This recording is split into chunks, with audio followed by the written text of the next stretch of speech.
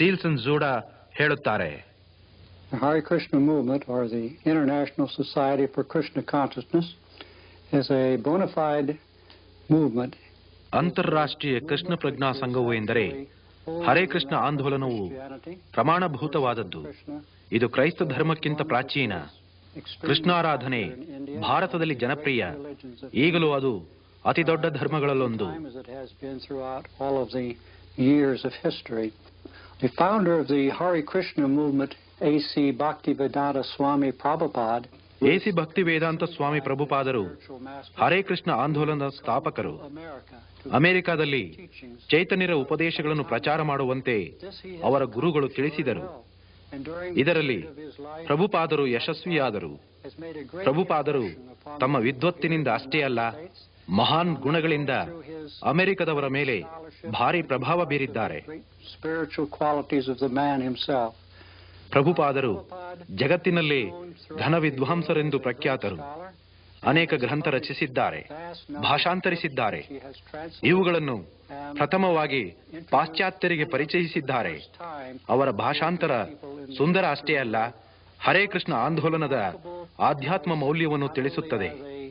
ಅಂತೆಯೇ ಅವು ವಿಶ್ವದ ಅನೇಕ ವಿಶ್ವವಿದ್ಯಾನಿಲಯಗಳಲ್ಲಿ ಕಾಣಸಿಗುತ್ತವೆ. Of the Hare Krishna movement, and it is for this reason that his works are now found in the various universities and libraries, not only in the United States but also throughout the world. Mayapur ಅನೇಕ ಶತಮಾನಗಳಿಂದ ಬಂದಿರುವ ಭಗವನ್ನಾಮ ಸಂಕೀರ್ತನೆ.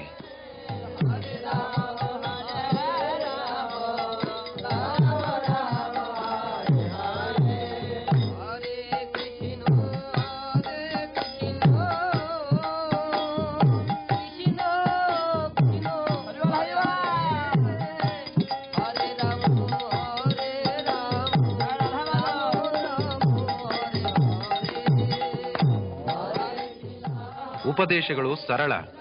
ಪ್ರತಿಯೊಬ್ಬ ಜೀವಿಯು ಆತ್ಮಸ್ವರೂಪನು, ದೇವರ ಸೇವಕನು. ಜನಾಂಗ, ಧರ್ಮ ಮತ್ತು ರಾಷ್ಟ್ರೀಯತೆ ಇವು ತಾತ್ಕಾಲಿಕ ಉಪಾಧಿಗಳು. ಮಾನವನು ತನ್ನ ನಿತ್ಯ ಸ್ವರೂಪವನ್ನು ಅರಿಯಲು ಕೇವಲ ಭಗವನ್ನಾಮ ಜಪಿಸಿದರೆ ಸಾಕು. ಇದೇ ಕೃಷ್ಣ ಪ್ರಜ್ಞೆಯ ತಿರುಳು. ಇದು ವಿಶ್ವದಾದ್ಯಂತ ನಡೆದಿದೆ.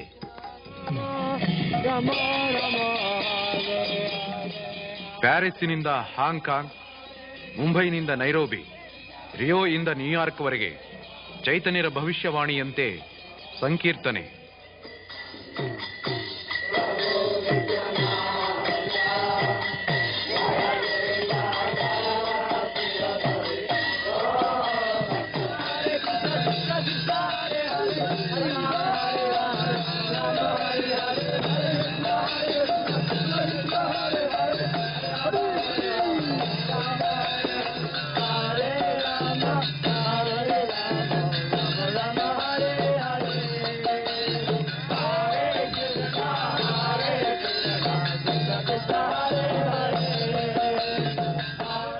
ಪಿಜಿಯಲ್ಲಿ ಓರ್ವ ದಂಪತಿಗಳು ಮರಳಿ ದೈವತ್ವದೆಡೆಗೆ ಪತ್ರಿಕೆಯನ್ನು ಪ್ರಥಮ ಸಲ ಕಾಣುತ್ತಾರೆ.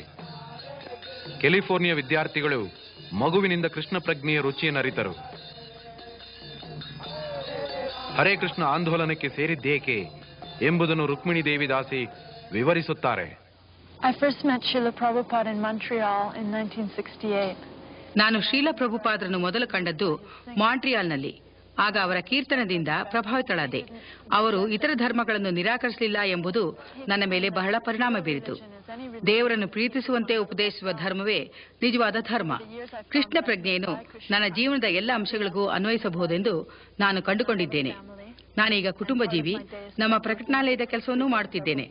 ನನ್ನ ಮಟ್ಟಿಗೆ ದೇವರ ಅಸ್ತಿತ್ವ ವಾದಾಸ್ಪದ ವಿಷಯವೇ ಅಲ್ಲ, ಬದಲಿಗೆ ನಾನು ಅದನ್ನು ನಿತ್ಯ ಅನುಭವಿಸುತ್ತಿದ್ದೇನೆ.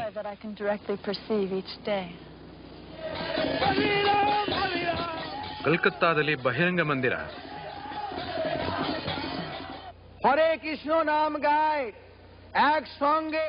ಅಮೆರಿಕ ಸಂಜಾತ ಶ್ರೀಲ ಜಯಪತಾಕ ಸ್ವಾಮಿ ಬಂಗಾಲಿಯಲ್ಲಿ ಮಾತನಾಡುತ್ತಾರೆ.